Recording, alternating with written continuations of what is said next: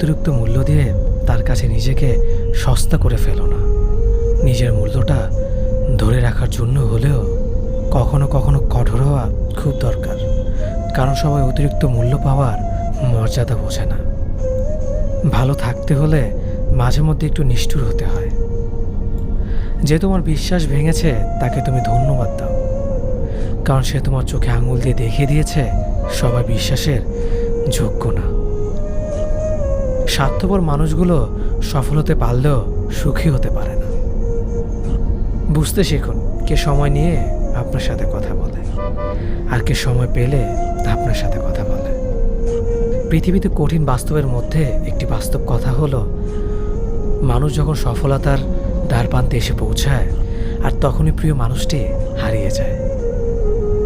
আপনি যখনই একা হয়ে যাবেন তখন আপনার পাশে থাকার মতো হাজার মানুষ খুঁজলেও পাবেন।